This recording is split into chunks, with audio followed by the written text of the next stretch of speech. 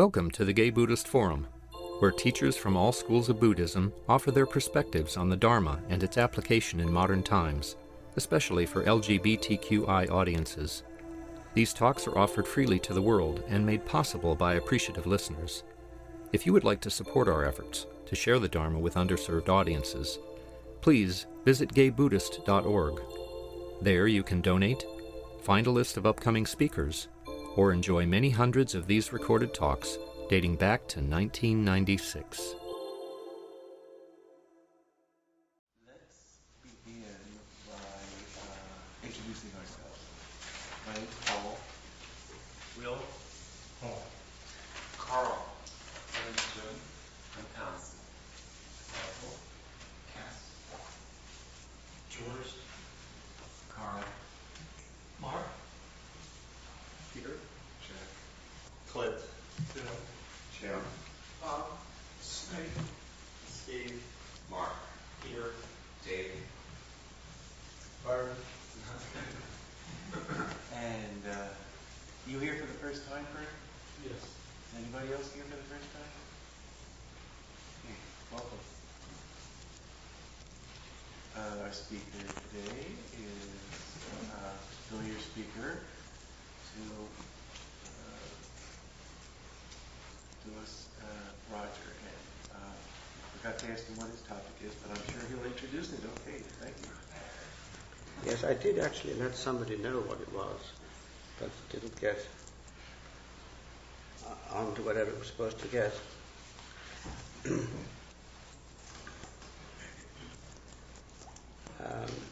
When you listen to classical music stations, they will sometimes say today is the birthday of somebody, but you know they've been long dead, so you wonder how they can have a birthday.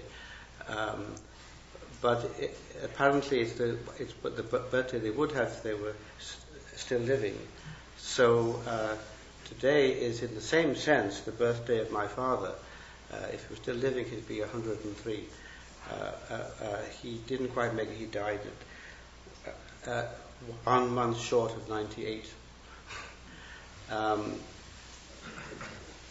But since it is the birthday of my father, I thought it would be appropriate for me to speak of the Buddhist attitude towards parents, something which many of us, especially in the gay community, wish we didn't have, but apparently we can't do without them. So we can't do with them, we can't do without them.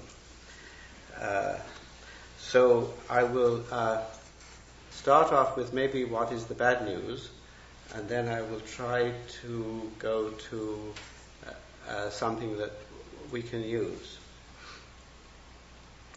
It's not too well known in the West that Buddhism is quite firm on devotion to parents. It's something which, if you're brought up in Asia, you're very familiar with it. But in the West, we think of Buddhism as you just meditate and you go off somewhere, I think. And the notion that you would be very, very devoted to your parents doesn't seem to get onto the radar screen. But it is important, and there are a number of sermons of the Buddha which address the issue of having respect for parents and what parents were to do to children. The topic is not too complicated, so I think I can get to it pretty quickly. It's not a very highly metaphysical issue, as some aspects of Buddhism are. It picks up on the traditional Indian subcontinent tradition. It picks up on the Indian subcontinent tradition of the worship of the deities in the 6 directions. Sometimes they speak of the 10 directions, sometimes of the 6. It seems to be the 10 is something later. Things go in 2s, 4s, 6, 8s, 16s, 32s, and then they suddenly go into 10. Something happened with the counting system. It seemed to go from a base 2 to a base 10 for some reason. We don't know quite why. So the 6 directions, in putting them in the English way of doing, in the Western way of doing things, would be north, south, east, west, and then up and down. When you want the 10 directions, you add in the intermediate ones. I don't know quite why it is in the West that we go north, south, east, west. We go opposite. Maybe it's something to do with our dualistic approach to life. In India and China, they think of themselves as making a circle around. So you go from east to south to west, and then to the north. The tradition is the same in China. I don't know whether there's a connection or whether it's developed independently. It could be Buddhist influence in China. Then you go down to the nadir and then to the zenith. And you will still see this in India today. I was going along on a train in the middle of somewhere in India, and the trains in India sometimes go and sometimes they don't go so much, and they stop for a bit. You can look around, and that was early morning, and a lady came out of her hut and began to bow in different directions, and there wasn't anything there to bow to. And I said, "Oh, worship of the 6 directions, it's still going on." And they're often said to be deities at these 6 directions. What the Buddhist texts do is, as we would say today, is to demythologize that, take away the deities aspect, although, of course, it doesn't take away deities in general. But Buddhism is not shy about mentioning deities. There are hundreds and thousands of them, but they're rather dumb. They don't have very happy they have a very happy rebirth, but not too fortunate. But it reframes it this way. Bowing to the east is to honor our parents. Bowing to the south is to honor our teachers. Bowing to the west is to honor our wife and children. This is obviously addressed to heterosexual male, right? A surprise. Bowing to the north is to honor our friends and relatives. Bowing to the nadir, to underneath, is to honor the servants, or slaves as they would have been back then. And bowing to the zenith is to honor the monks and nuns and all the holy men that you find going around India, those who have left family life to search for the ultimate. Each of these 6 directions comes with 5 obligations which are reciprocal, from the parents to the children to the parents, and so forth. And I will not go into all of the 6. I'll just go into the parents one. The child, when he or she is honoring the parent, is to say things like, "As I was supported by them, so I shall support them. I will perform the obligations that I have towards them. I will keep up or preserve the family lineage." This means to get married and continue the family line, something which is important in America in the South. You have to know who your daddy is, yes? But it conflicts, of course, with the notion of becoming a monk or nun. But let us remember that the majority of Buddhists have always been lay people, and it's only been focused on the practice of the monks and nuns for purposes of trying to see it goes further than that. And then translation I didn't have time to work out what it was behind that, because I was really late at night, and I didn't have the heart to open my Pali dictionary at that time. It says, "I will follow out the family inheritance." I think that means that I will continue in the tradition of our family. which of course within Indian tradition would be important. And then at the proper time I will perform the worship of the dead, of the ancestors.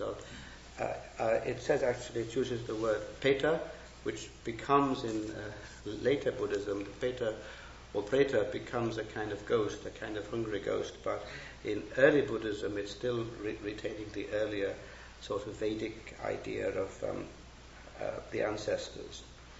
So you're going to be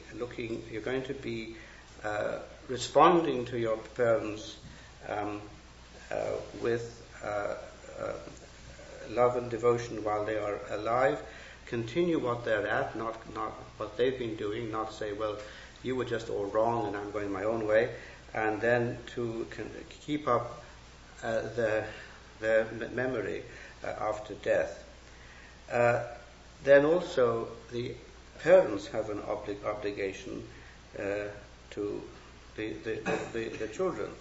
They are to convert evil, that's to say, stop them from doing the bad things, to set forth good, and teach them a trade or skill. This was before there was, of course, universal education, so it was done largely in the home.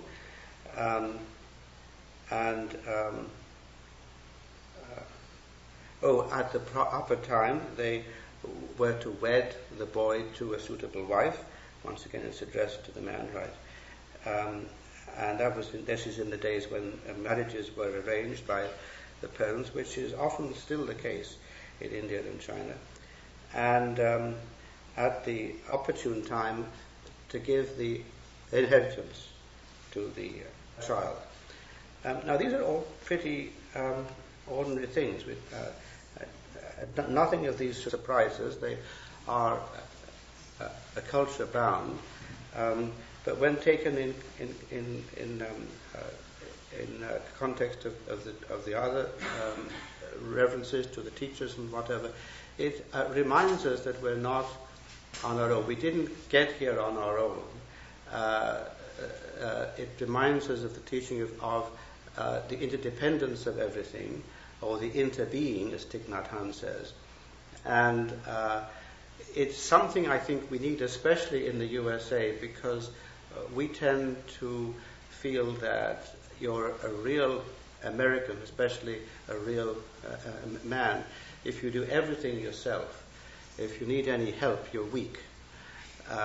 And of course this is quite nonsense. We couldn't do anything if we didn't have help. We couldn't be in this room without everybody arranging it, and people arranging. Someone is working to produce the electricity, and so on. Everything is interdependent, and we are in the web of the giving and taking of all beings. So it is helpful to think of our parents in this way. Some of the things they list there we might not feel are too appropriate to us today, but if we have some respect for the parents, we would not simply go our own way without discussing it, I think. We don't really have the tradition that you have to keep on the family line and the tradition of the family, but it certainly makes the parents feel happy if they can be proud of what the son or daughter is up to. And this is nothing. According to the text, this is an integral part of practice of everyday life in Buddhism. It's not something that is to be assigned some other thing. But it isn't. If you practice Buddhism, you don't do this. You go off on your own. You're not part of your parental lineage. That is not the traditional teaching. Then, when that's the traditional teaching that you would find in the Theravada tradition, the out of the Pali texts. Then it goes, when it goes into China, it picks up on Confucianism. Whenever Buddhism goes into a culture, it modifies the culture and is modified by it.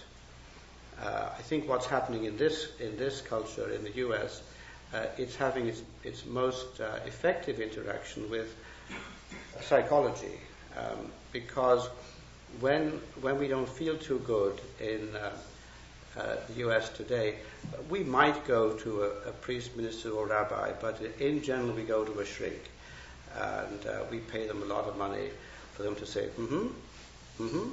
So how do you feel about that? And somehow or other, this system seems to work. It seems to work. I don't know how. I mean, I've used it myself, and it works, and it didn't work any other way, so I don't understand it, but it does. So then Buddhism in the U.S. is being presented as a kind of psychotherapy which goes beyond general psychotherapy. And then we can say, oh, well, I like that. I don't want a religion, some people in America say. We have enough of those. I want something different. I want to be helped. And so Buddhism says, okay, well, if you like psychotherapy, we've got that. But we can go further. So it goes into China, and there is... China doesn't have religions, really. It has traditions. The word jiao means something passed on from father to son in the lineage. They had to make up a word that means religion in the Western tradition. And they took two words that didn't mean anything like it and pushed them together, and they got a word that in the dictionary is religion.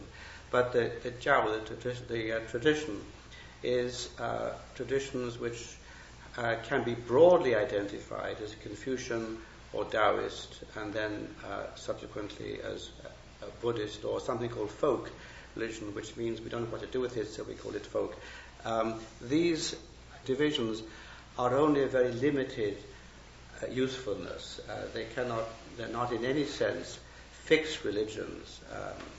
The notion that there was Confucianism, Taoism, and Buddhism as the three religions in China was something that was a mistake of the Christian missionaries, I think, because they looked for something like the Christian organization of a church, and then they thought they found these three things. These are Confucianism, Taoism, Buddhism, and folk, if you like. They're kind of modes of acting in China, and people don't generally identify themselves as being a Confucian, a Taoist, or even a Buddhist, or certainly not a folkist. It's just one thing that you do. But Confucianism, it's more happy to put it this way, Confucian tradition, if we see the Chinese worldview as yin and yang, it functions basically on the notion of the complementaries of the yin, or darkness, and the yang, and the brightness, yin internal, yang external. Then the yang aspect, the aspect in public life, in everyday reality, in the home, in the running of the home, in the running of the government. This is where the Confucian texts are honored the most. And Confucianism has a lot to say about the ancestor or the parents. And it is pretty absolute. The tradition was, perfectly simply, that because our parents gave us our life, that we would not exist at all unless our parents had had sex, and had been present and had sex. Unless that had happened, we would not exist at all. Therefore, we owe everything to our parents, and we can never repay them. This strikes us sometimes a little bit odd, because even if we're not Christian or Jewish or Muslim, we still think that maybe it should. The only entity that could have this kind of absolute power over us would be God, because we all come from God, kind of thing. Well, there's no such entity in the traditional Chinese worldview, so that isn't an option for the Chinese in ancient China. the ancestor, the patriarch, the mother and father. When a mother dies, it was a requirement that the son should go into mourning for 3 years because the mother had suckled him at her breast for 3 years. There is no loss like that of the loss of the mother. Once again, this reminds me of when I lived in the South. You know, when people that live in the South, when they meet each other, they don't say, "Hey, how are you?" They say, "Hey, how's your mama?" And they go from there. And because the mother is the source of our life. It makes sense if you stop and think about it a moment. The father, then, especially the patriarch of the clan, because in a sense he was the source of life for the whole of the clan. It was his sperm that was the source of the life for the whole of the clan. I think in some traditions, the ancestors' ashes would be kept under the bed of the current generation, so the force of the ancestor could assist the production of children. So the patriarch had the power of life or death over the children. They gave you life, so they could kill you. And if you did what you shouldn't have done, there was at that time there were no police. You see, you were referred to the ancestor of the patriarch of the clan, and he would decide what the punishment was, up to and including execution. And it wasn't thought to be odd. In fact, it was said specifically in the Confucian text that even if your mother or your father abuses you and beats you and gives you all the worst stuff to do and never recognizes you, still you must have devotion to them, because still nevertheless they gave you life, even though they're doing this to you. You cannot repay that. There's no possible way you can repay that. So it's when I'm being mean and I'm talking to a person who is very devoted to Confucianism, I sometimes say, Confucianism takes the dysfunctional family and enlarges it into cosmic proportions. But now the Buddhists picked up on the same thing. And last year, at the time of the birthday of the Buddha, I went to the birthday of the Buddha celebrations at the fairly new Chinese monastery that's been built here in Lafayette. It's an addition from a rather strict Chan or Zen monastery in the middle of Taiwan, and they've come over here with quite traditional teachings in regard to Chan. Most Chinese temples today go back to the tradition in the Song dynasty, where you mix and match bits of Chan and reciting Buddha's name and bits of Tantra and whatever. But there seems to be now a reform movement, which I don't thoroughly understand. There are books on it now, and I just haven't had a chance to get around to reading them, that there's now a focus more on specific lineages, which up to now has been a phenomenon more of Buddhism in Japan. Well, this is a Chan lineage, but they're very traditional. So on the birthday of the Buddha, we went and we poured water over the baby Buddha statue, as you do all over the Buddhist world. But then we recited the sutra,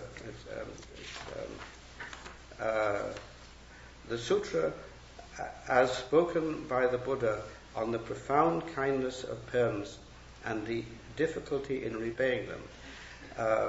For Fumu, the Zhongnan Baojing is the extremely heavy difficulty of repaying. To pay back is an extremely heavy difficulty, very difficult. And the place was filled with Chinese. There weren't a lot of us Westerners there, and we recited this whole thing in Chinese. It went on for a long, long time, and I don't have the time, you'll be glad to know, to go into all of it. But the Buddha is going along and sees a pile of bones and begins to weep, and says, well, these were all our ancestors of former generations, and now look, they've turned to bone, and we have to pay them honor because of all that happened. And then they, just to cut to some of the essences of this, the sutra has the Buddha recite, these are the agonies of the mother. It focuses on the problem of the mother here, because she is the one who has to bear the child, and there is their understanding in ancient China about, which comes from ancient India this time, of what the embryo was like is not what we'd have today. But in any case, they do have the same idea that at the beginning the embryo is very fragile and the mother is protecting it. And we were once a little cell. I mean, all of us here were little blastocysts. Look at us now, we've survived, right? So something happened. And then she bears this woman, she gets fat and ugly, and she has to wear different clothes, and she can hardly move around, but she still does it and then she gives pain in her birth. She gives pain. It's very painful, and then she forgets about all that, and she looks after the child, and she keeps the child warm when she's cold, and dry when she's damp, and so forth. I could list all of them here, but I won't. But they list 10. The sutra, which is supposedly spoken by the Buddha, lists the 10 agonies of the mother. It then goes into detail about all of the 10 agonies, and the sutra keeps on going, as you can see. Then it says, how do we repay all of this?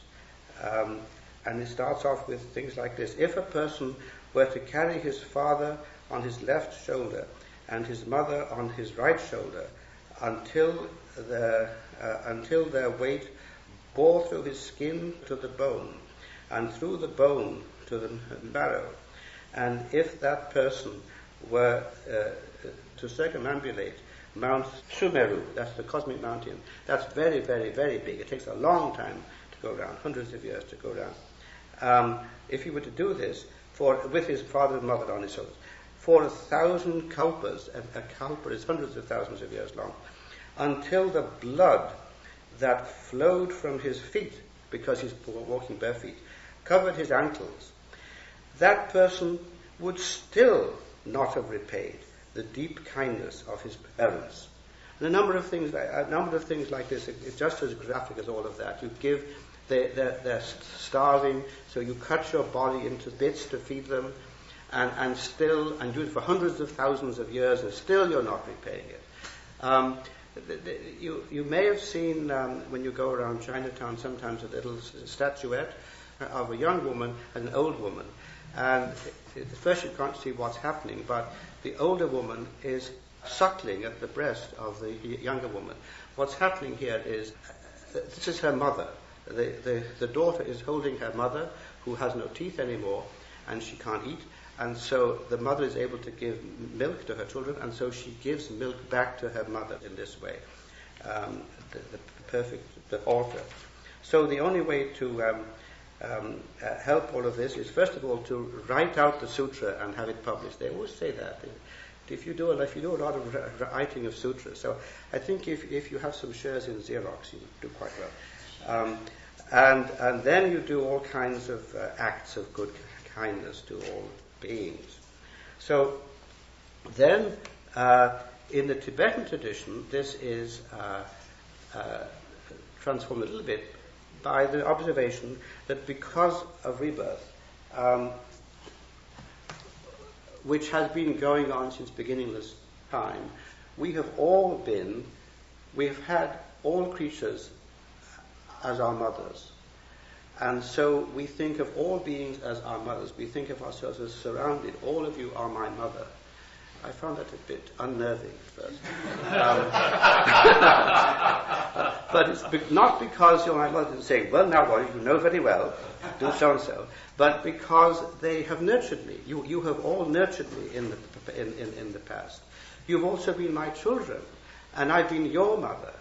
And so I think it's from this way that we can then reframe all of this to us, especially if we've had a problem with our biological families. As I didn't have as many problems with my biological family as many did, because I just left. England, and at that time there wasn't much phone and so forth in the 60s. So my mother was very economical, so she couldn't write much on one page of these little aerogram letters, which she said, I want one once a week. So I would do this, but we couldn't have big arguments that way. There wasn't enough space, so I got out of a lot of it that way.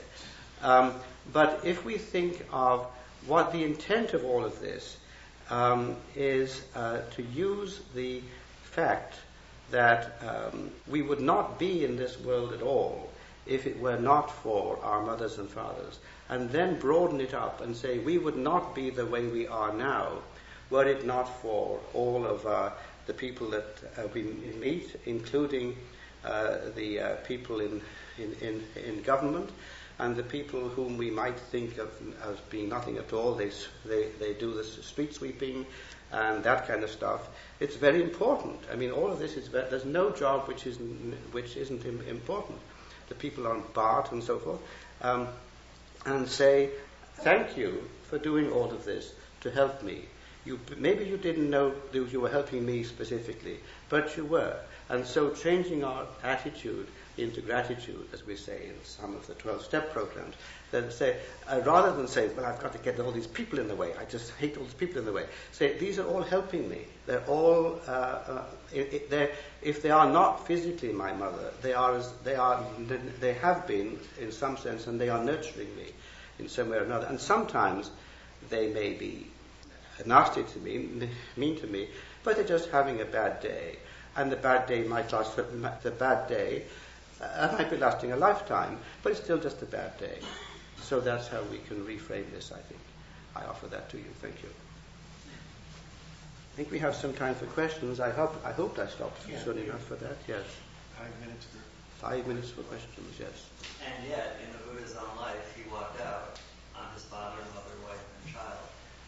Yes, How do you reconcile that? that's true. In fact, I regret I wasn't able to go to it, but a couple of years ago at our big academic conference in the Buddhist section, I saw a paper title, "Was the Buddha a Deadbeat Dad?" And I regret I couldn't go to that to find out what the answer was. The way it's done around is that see, this also happens in China too, that first of all, you must be filial to your parents, and you must do the ancestor rites. But also, you can become a monk or nun, because everybody is your mother and father, and you're helping them in a larger way when you do this.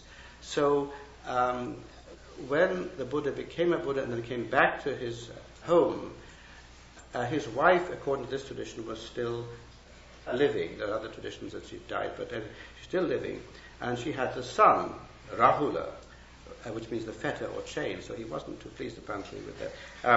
And she won't go out to meet him. She says, I'm not going to meet that guy. And she sends the son out and said, you're supposed to be a prince, and look what your father did. He went off to the forest. So you go and ask him, give me my inheritance, huh?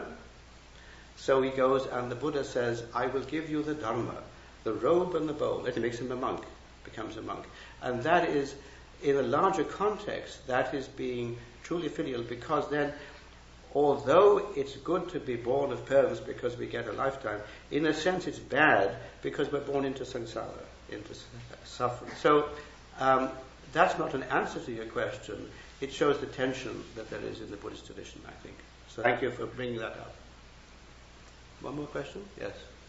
Also, the big emotional element that the Buddha had to handle in his life, supposedly after he was enlightened also, according to a book which one of our members, David Holmes, sort of reviewed for us one Sunday, because the Buddha's mother died in giving birth to him. Yes. Never ever removed that wound. Yes. And had an emotional life that was, grieving just as much as anyone, even after he was enlightened.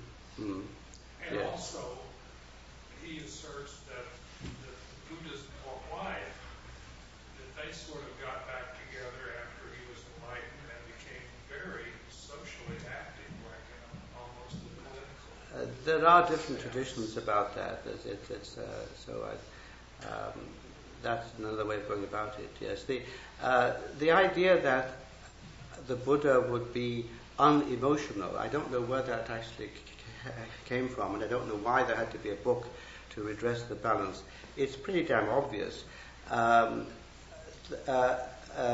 Buddha in the Tibetan, the Tibetan translation is in two parts, Sangye, and one part means to come awake or to come to after having been asleep or drunk, and suddenly this is what it's all about, is it? And the other half is to come to full flowering. So a Buddha is not less than an ordinary individual with feelings, but more than. And the difference, I would say, is that they're not egocentric. They're not, I love you so much, I'm going to keep you forever, nobody will get you. But the Buddha is said to love all beings like a mother loves her only child.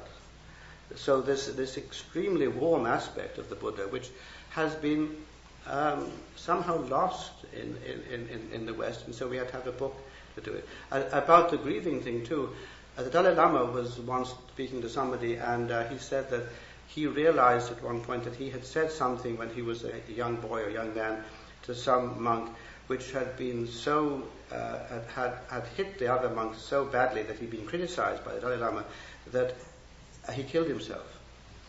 And so the interviewer, who was a psychologist, said, well, how did you process that? How did you deal with that? He says, I don't deal with that. It's very bad. See, so he just sits with it. This was a bad thing that happened. And don't say, well, it happened in the past and I get rid of it, I'm going to process it, you know. Okay, we have to stop there. Thanks, Roger. All right. Anyone else has questions? Here. Will you be welcome to entertain you? Yes, I will. Yes. Okay. One thing is that a special announcement is that next week Jim Wilson is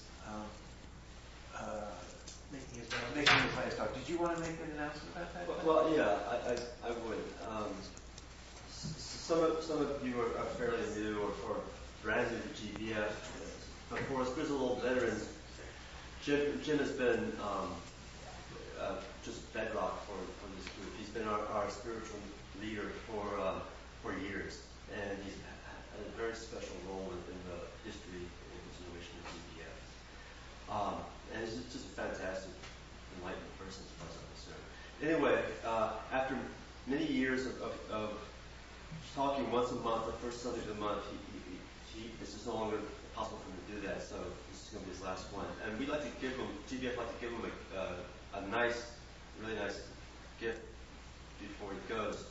One idea is, I'll put my banner white thing out.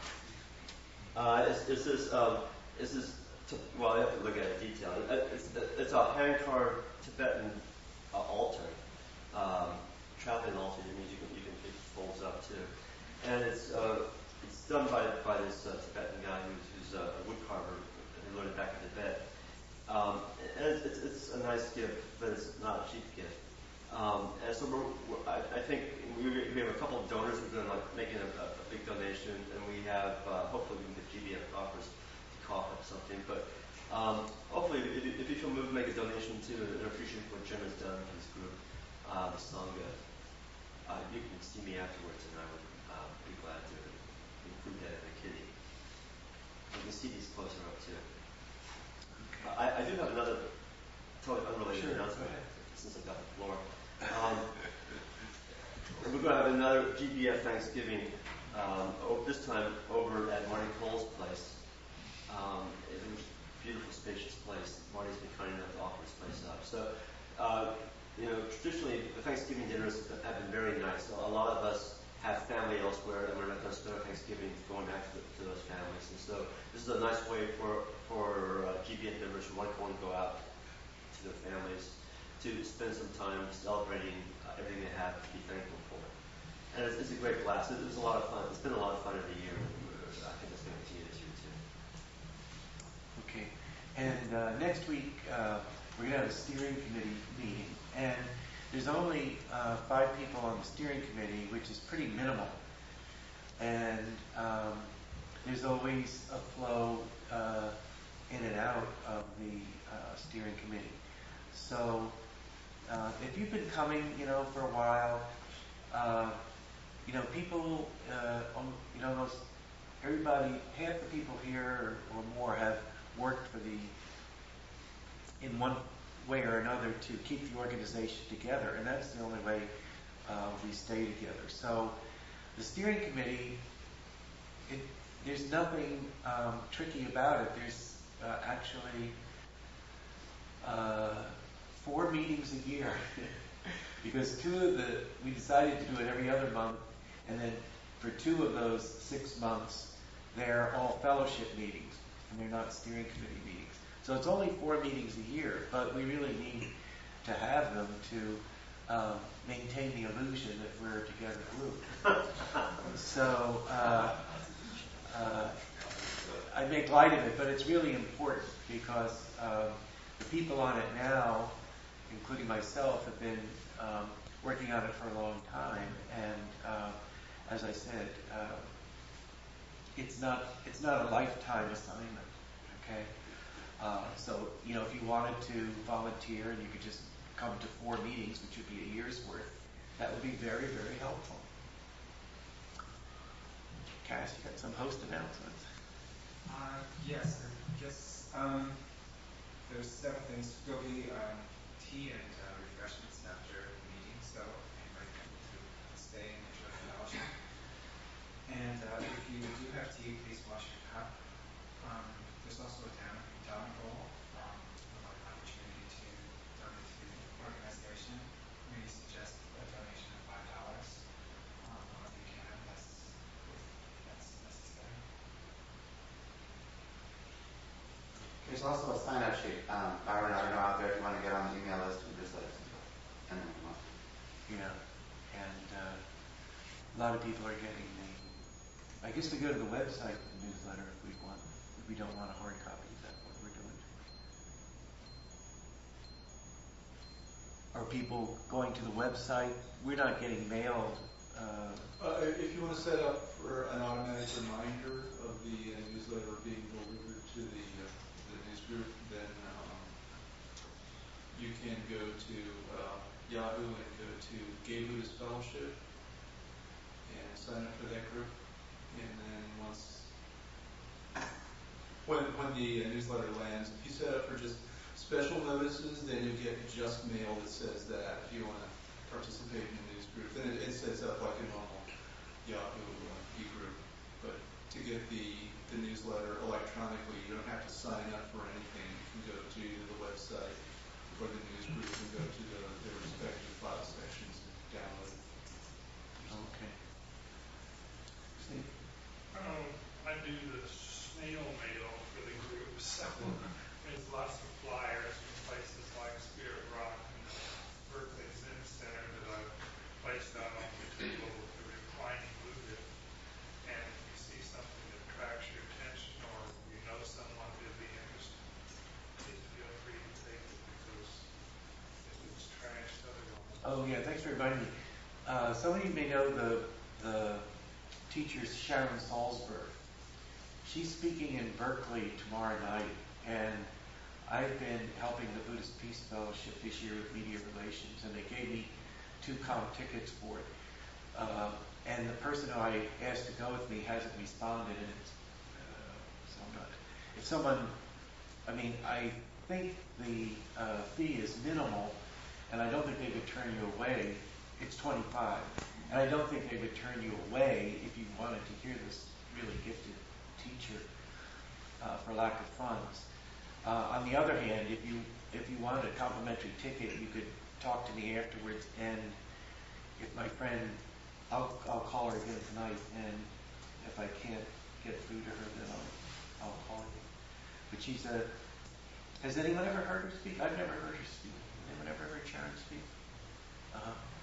So she's a big member of a big teacher of this community. Okay, Roger, do you want to close with some sort of benediction as we hold hands? All right. Oh, sorry, something else, Nick? Roger, you can't go without speaking of your Thursday night. Oh, yes. Oh, sorry. Yes. This is a commercial. And we'll get back to our regularly scheduled program in a minute. I've just started last Thursday. We've got 3 more Thursdays at MCC in San Francisco. Some of you may know that they have a meeting on Monday evenings called Q Sangha, which is a Thich Nhat Hanh group. And the group is not just a Buddhist group that meets at MCC. It's an official part of MCC outreach, because the person doing it is referred to as the Minister for Buddhist Spirituality at MCC. So this Buddhist Christian thing is happening. And in connection with that, I'm giving a short course of 4 sessions on Buddhist and Christian practice on Thursday nights at MCC, room 108, from 7 to 8:30. And we ask for a donation if you can afford it. The church has suggested $20 per session, but no one is turned away for lack of funds. So I'd be happy to see you there. Thank you.